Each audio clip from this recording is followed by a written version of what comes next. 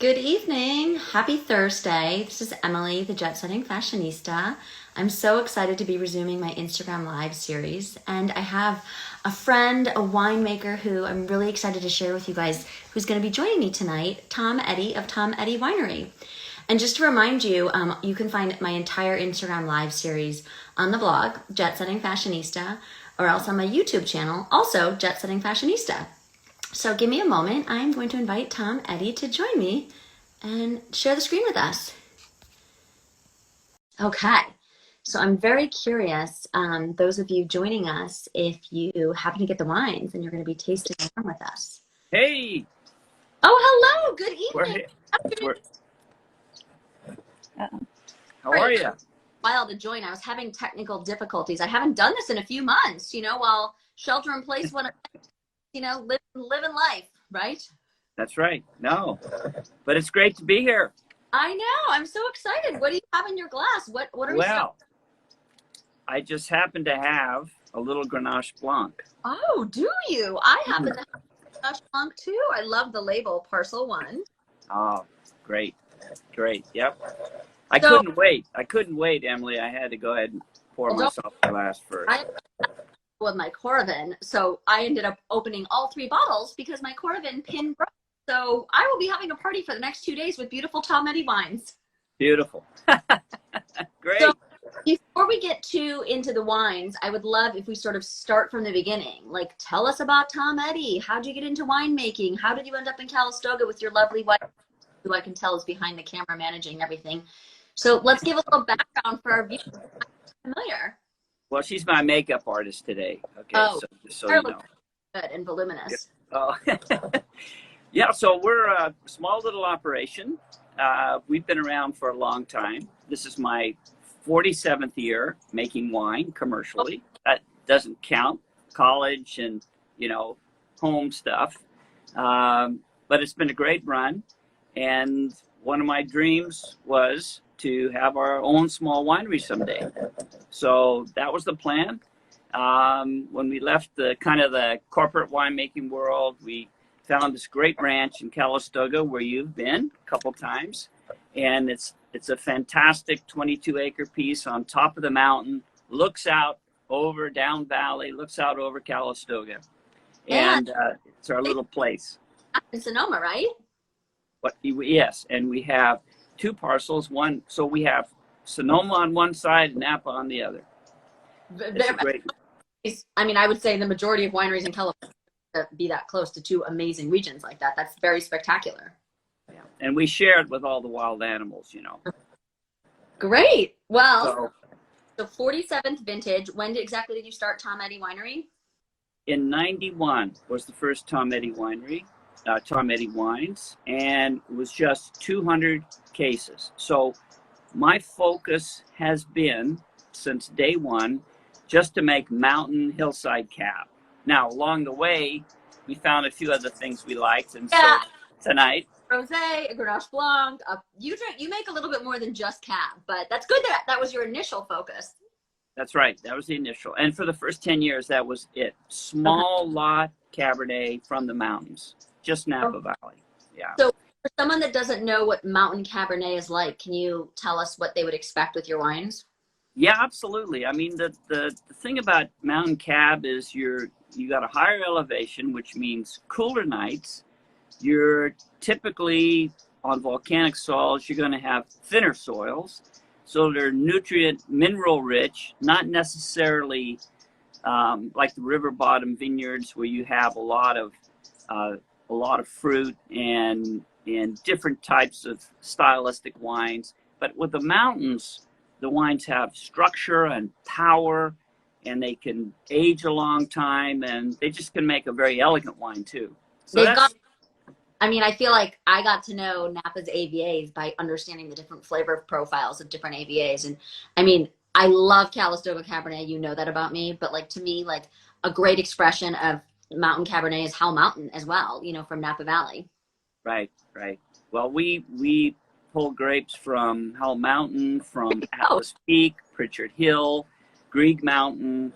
It's Mount Veeder even. It's a really great opportunity to have different expressions from different single vineyards in the mouth. Yeah. Well, so I did take a little sip of this because I don't think it's beautiful. Let's talk about what we're smelling and tasting. Well, first of all, I have to tell you about Grenache Blanc, because most people in the wine industry that are consumers think of Grenache as a grape in France that produces, you know, very floral red wines. But this is a totally different variety. This is Grenache Blanc is the same variety in Spain we call Garnacha.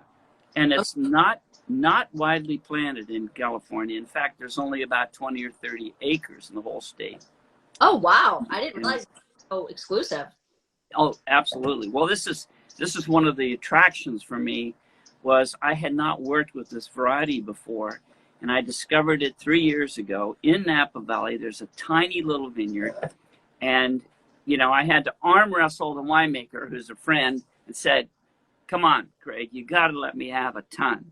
And so he did. Yeah. And we made this wine beginning in 2018. It's so light and delicate. I mean, would this would probably be good with seafood? It just seems like it would go with everything. Well, you know, the thing, it can go with a lot of white dishes like fish, like you say, but it's got this exotic oiliness, you know, and the fragrance is kind of like fig a little bit, like a dried fig. I sort of I'm getting, like, I've never really used that to describe a wine, but yeah, like sort of like, I don't want to say slimy on the tongue, but oily. No. Yeah, it's very like moist. It's moist, and it is not sweet per se. You know, a lot of people think it might be sweet. It's actually what I call a masculine white wine. Now, what is that? Well, it's got a little bit more, it actually has more body and a kiss of tannin that you don't normally get in white wines. So that gives it really, really nice complexity. And I feel like tannins, that's something I have a really hard time identifying in whites, unless it's like a really big Chardonnay with a lot of oak or taste oak on it. Well, what a fun grape to work with. So this is 100% Grenache Blanc. 100% Grenache Blanc. And in order to preserve, thank you for that. Yeah. In order to preserve that character, we ferment it cold at about 47, 48 degrees. And it takes, at that cold temperature, it takes 3 months to finish fermenting. But it's worth it. That's where you maintain that oiliness and richness. Well, how does that compare to a Chardonnay in length? Chardonnay, you know, a lot of Chardonnays, for example, ours, we start off with a cold fermentation, and then we go into the French oak barrel. So for the second half would be the barrel fermentation. But how long is the Chardonnay in cold fermentation versus the Grenache Blanc? Oh, Chardonnay is maybe 4 or 5 days versus the Grenache Blanc for 3 months. So if you do it for 3 months, how would it taste? Like, what does that 3 month give the wine? It holds the fruit in. So any varietal characteristics and freshness are held in the wine. They don't run around, you know, so not escaping. They're not escaping. Wow. And it makes it so, it's so refreshing. You know, it's sometimes when you drink a lot of Chardonnay, it's so much alcohol and it's overpowering. And this is much easier to assimilate. Yeah, we've got a friend on here that's saying hello. Our friend Danny Mansion joined. Hey, Danny. He was just at Tom Eddy like a week or two ago. I hope he had a good time. I'm sure he did. Cool.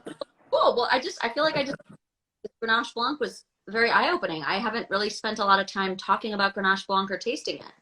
Yeah. Well, I'm glad you like it. And there's not much of it.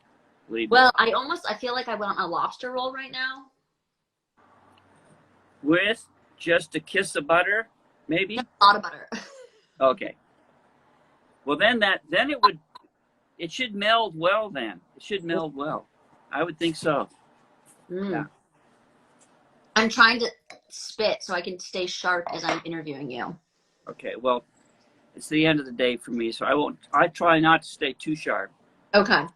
Well, yeah, you're allowed to get relaxed and loose.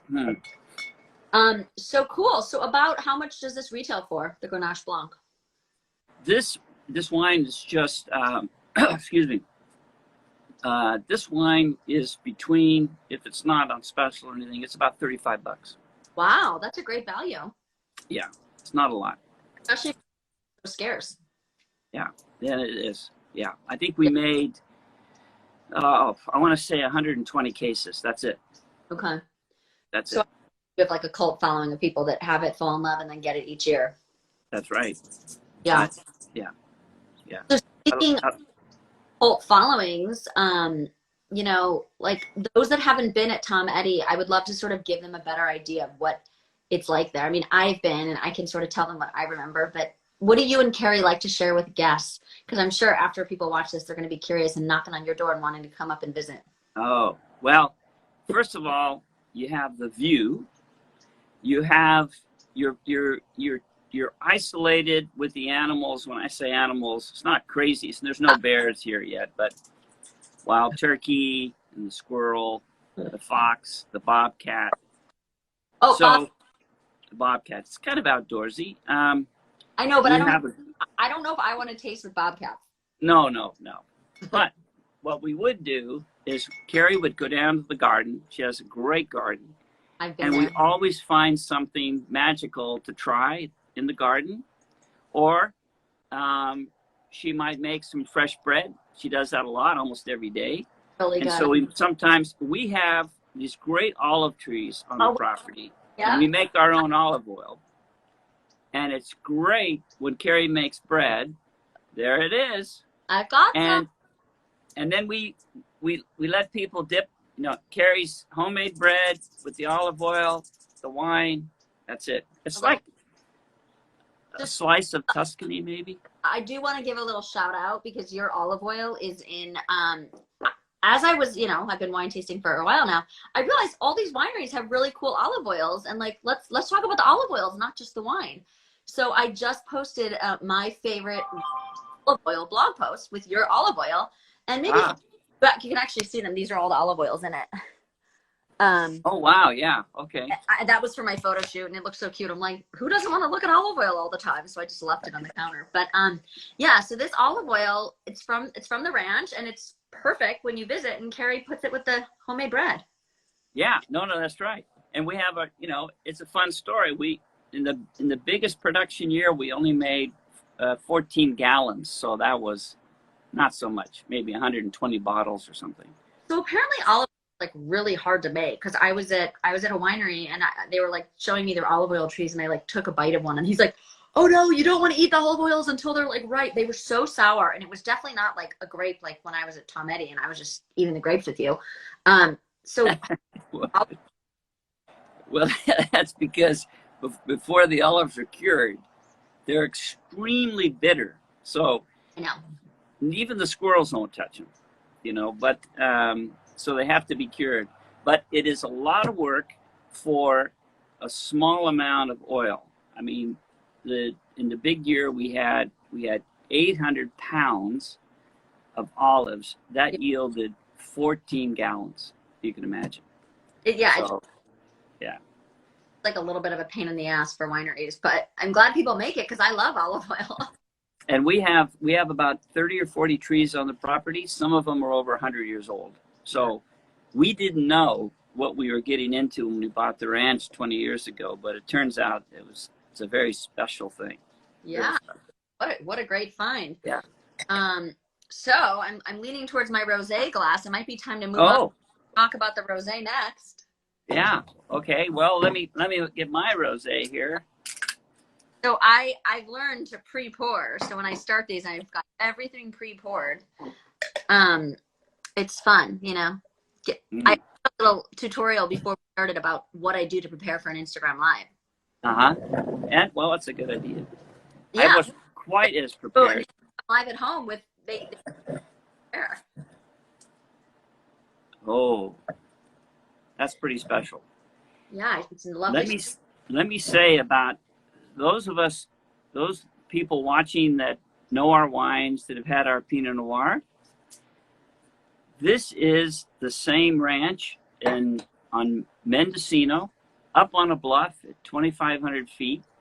And we have two little pieces of Pinot Noir vineyard. One of them we decided is more appropriate for a rosé.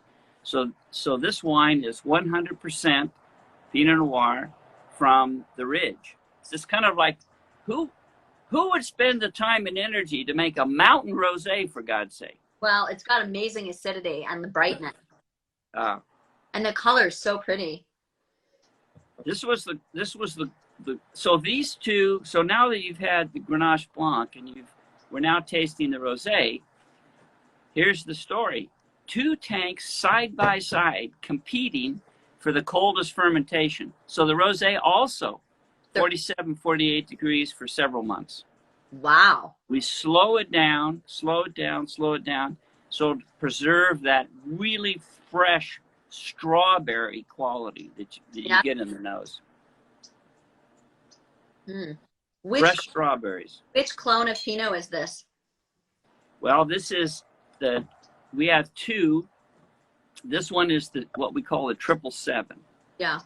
Normally it would be, it's my favorite clone for Pinot Noir Red, but it just works great also with this guy.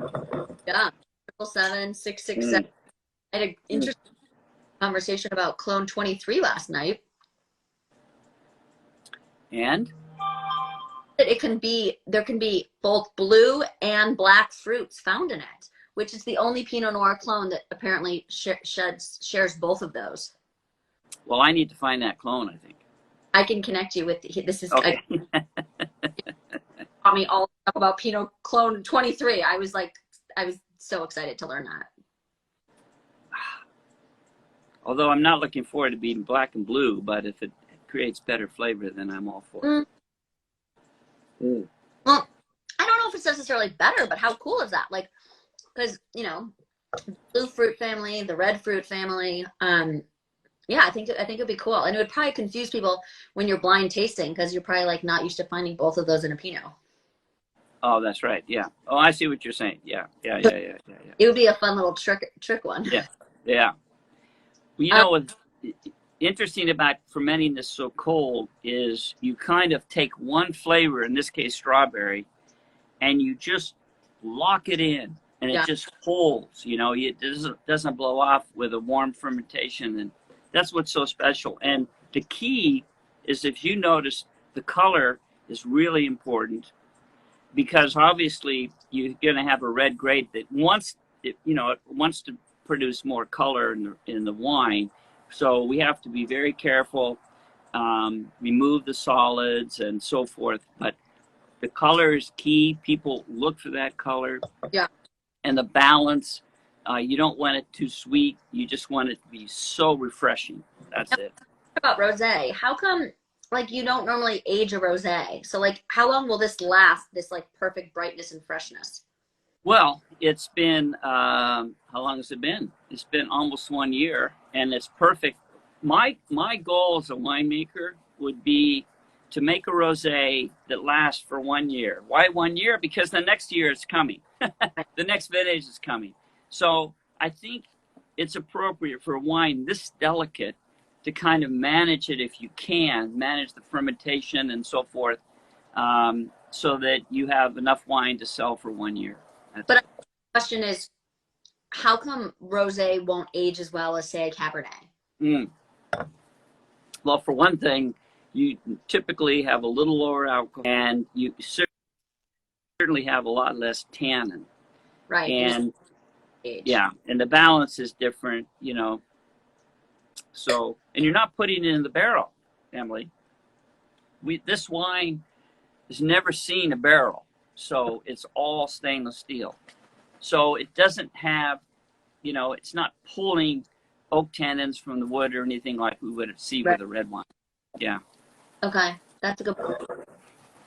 So you can't see this and you can't hear it, but a bunch of wild turkeys just flew over our head.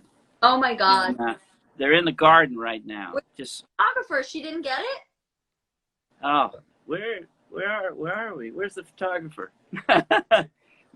They're so commonplace here that they're in the. Last night they were in the carport, for God's sake. No, do you guys? I don't know if this is a bad question. Do you guys hunt turkeys? Well, I've been anxious to do that, but Carrie's. But I just feel like it would be tempting, especially with Thanksgiving a week away. Yeah. No, well, I think they know that. I think they have a smartwatch and a smartphone.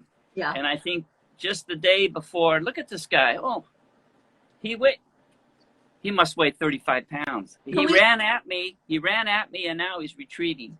Oh, I see. Oh. This is such a tease, this turkey. Oh, my God. I wish we could. Well, can't you move? There he is. Oh, he just flew over the gate, so he's gone. He heard you talking about Thanksgiving dinner, and then he took off. Yeah. Yeah. Well, I had a gun, so I could not shoot anybody or anything. But anyway.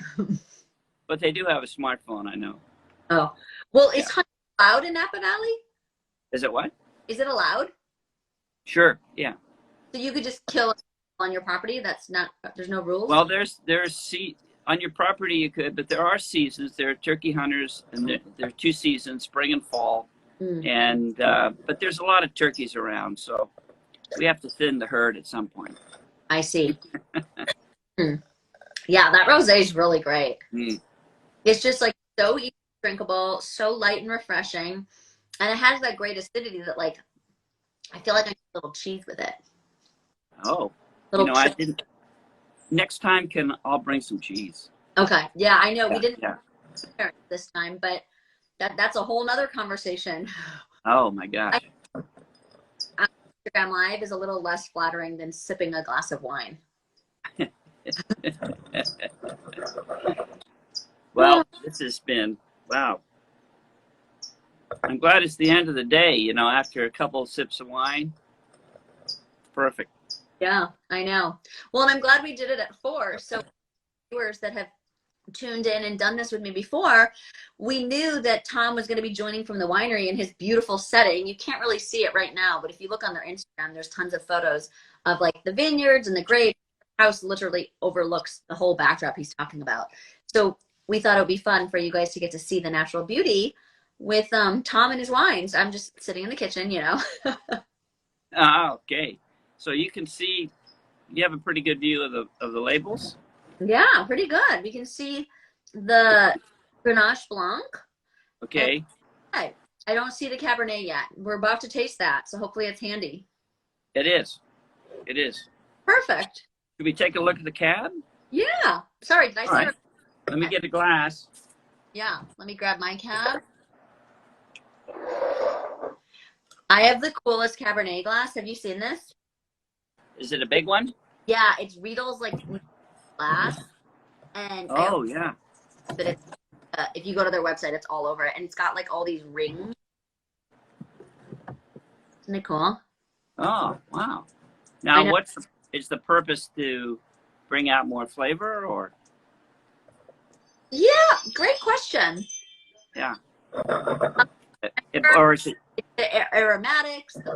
Or is it just because it just looks cool? No. It's definitely functional. Oh, okay. Yeah. Let's see your glass. Well, there's only one thing special about this glass. You see it? Yeah. Oh, it's autographed. It says Tom Eddy. Oh, nice. So there's something I wanted to talk about food about this wine, because when I open this bottle and taste the wine, smell the wine the first time, it's a new ice cream flavor. The flavor is, okay, you ready for this? The new flavor, the new aroma, coconut and black cherry. Now think about that in an ice cream cone. Coconut, black cherry. I don't know if I like it in ice cream, but I like it in here. Wow. Because you're right, like the coconut, I don't know if I would have detected the coconut, but once you say it, I'm like, oh yeah, I smell that, but I probably would have never guessed coconut in a Cabernet. Well, the coconut, it's subtle. It's overwhelmed by the black cherry, but it's subtle, and it comes from the French oak. I was going to say the barrel, right? Yeah. So this is really key because, you know, we age our wine 3 years in new French oak. And oftentimes we'll focus on a cooper and a toast technique that gives us a little bit of this coconut. It's not that common actually, but I kind of like it when it's complex it blends with the fruit. I like that. Yeah, no, it's beautiful. So you use 100% new Cabernet? This particular Parcel one isn't 100%, but the Tom Eddies are always 100% new French oak. And when you have that mountain Cabernet fruit, it can stand up. It works. So can you explain what the difference is in your Parcel 1 wines Right. versus Eddy wines for those who Right. know? Well, the main difference is with the Tom Eddy, we have a selection of single vineyards. And not every year do we put every single vineyard in under the Tom Eddy label. It depends on the quality and the structure and character and the ageability and all that. So when we've got a couple lots that don't quite make the cut for Tom Eddy, we can use those same barrels and we have the ability to maybe blend a little bit of something with it, and then we put it under the Parcel 1 label. So oftentimes the Parcel 1 reds are not 100% Cabernet. Now this guy, this year in the 16, it just so happens it is. But it has a mixture of Cabernet from Napa Mountains and a little bit from Knights Valley in Sonoma. Yeah, well, it's got to have more Sonoma because it says Sonoma County on the label. You're right, it does. Yeah. Yeah, but we always sneak in a couple of our favorites. Yeah, it's great. And what's nice about the Parcel 1 is the prices are a little bit more accessible, right? That's right. Like more of a one. That's right. So this wine would normally sell for $55. That's great for a Sonoma Napa Cabernet. So, yeah, it's a pretty good price. Yeah. It's a pretty good price. It's delicious. I love it. I mean, it's you know, I want to be careful and say that it's easy to drink. It's easy to drink, but also it has some ageability. This is not, you know, a lightweight cab, right, by any stretch, because it's just so voluminous in its fruit. You know, it just comes right at you, and it's a very popular wine with a lot of, you know, people who come and they experience our hospitality and they sit at the picnic table with us. They might buy a couple bottles of Tom Eddy Cab, but then when they see this and taste this, oftentimes this is what they go away with, is the Parcel 1 reds. So yeah, so how many wines in total do you have? A lot of options. Well, let's see, we have 5 or 6. You know, we've talked about the Grenache Blanc, we've talked about the Rosé, we've talked about the Parcel Cab. Then we have the Tom Eddy Cabs, the standard Napa, and then we have some reserves. And we make a little bit of Pinot Noir from Manchester Ridge, and we make a little bit of Malbec from Sonoma Mountain. So and a little bit of Chardonnay. We have a Russian River Reserve Chardonnay, which is out of this world. I've had it. It's great. Somebody should do a toast to you. My silver chalice to you both for a toast. Okay, Sissy Kogan, that's sweet. Well, I'm up for a toast. Yeah. Can we clink? Let's clink. Okay. Great. Yeah. So of the 47 years you've been making, always making those years. I missed that. What was that? You said you've been making wine for 47 years. Yes. Have you always made a Cabernet throughout those years? Each year? Every single year, actually. That's a good question. I hadn't really thought about it, but yeah. That's what I thought, because your specialty truly, I mean, your background is so, you know, Cabernet focused and Napa and. Yeah. Well, in the early days, I'm sure there were some wines I don't want to take credit for, but we always made Cab. Yeah. Well, Dan, talking about your Malbec. I don't actually think I've had your Malbec. Mm.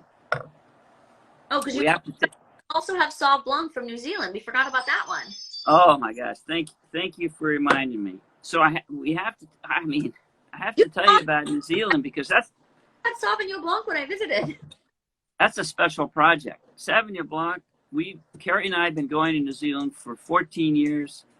We love it there, and we said let's make wine here, and that's what we do. I think we work with 2 or 3 growers.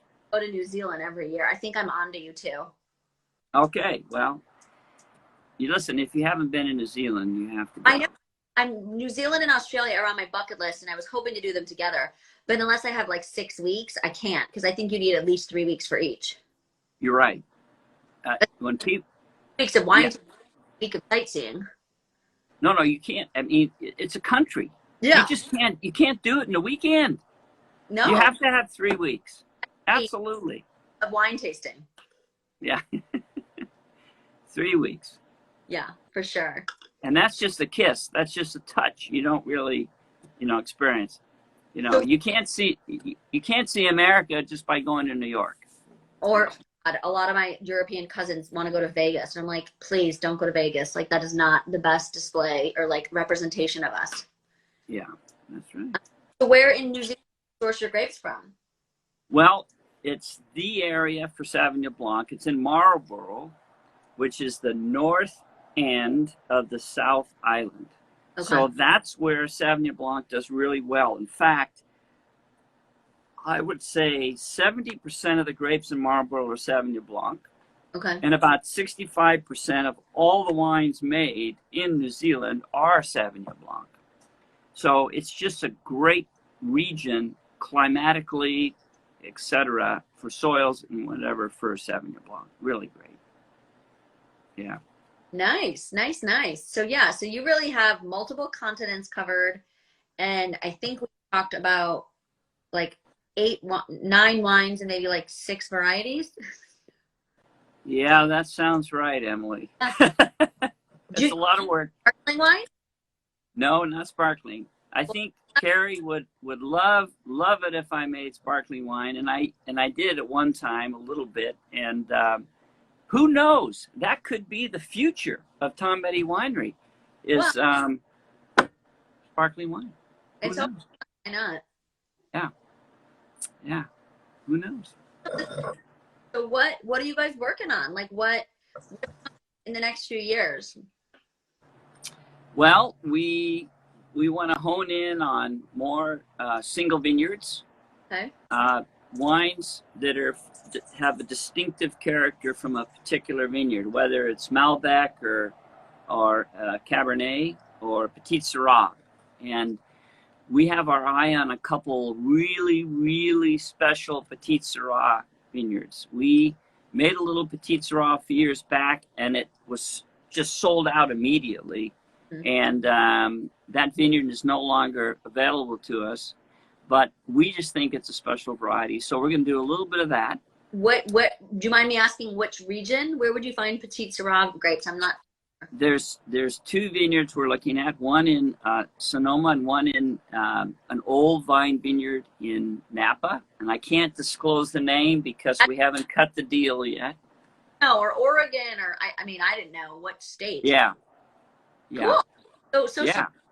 In Napa and Sonoma. That's interesting. Yeah. What we're finding is, I've made wine in Napa and Sonoma for many years, and there are certain things about Napa that I think are extraordinarily special, like mountain Cabernet. But I think one of the challenges for me as a career winemaker is to always be on the lookout for something different and something special and unique. And it may be that it's a Petite Syrah from Sonoma Mountain. Who knows? Well, it could also be those bubbles we're talking about. It sounds like yeah. That's right. Get these Petite Syrah grapes. I've had some beautiful Syrah rosés of Syrah. Would that be an option? Well, yeah. I think I've had some, like you say, I've had some wonderful rosés of Syrah.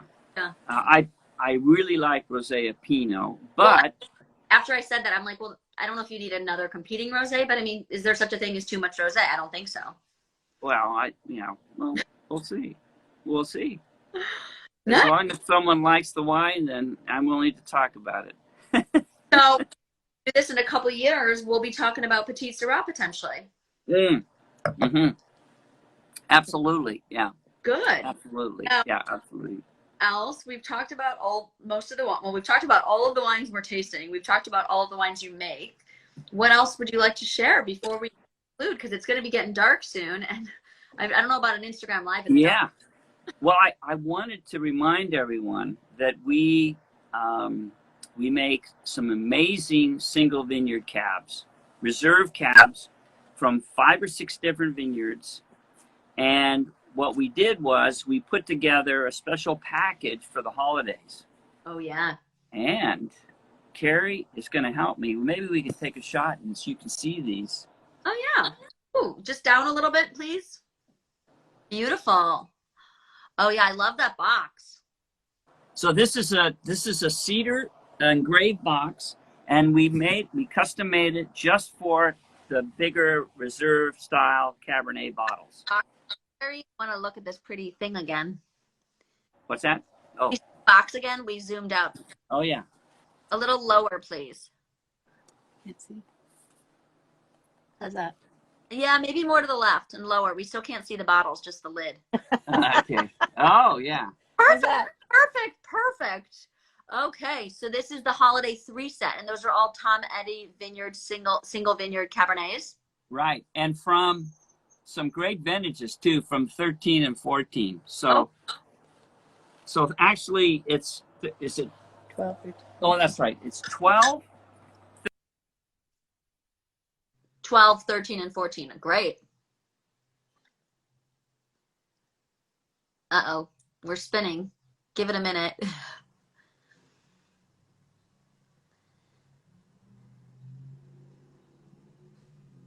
Okay, I got it. Oh, you're back. Oh, okay. Lost you for a minute. Okay. No, 12 and 14. Is that what you just said? 12, 13, and 14 single vineyard. Beautiful. 3 different vineyards. It's a classic combination.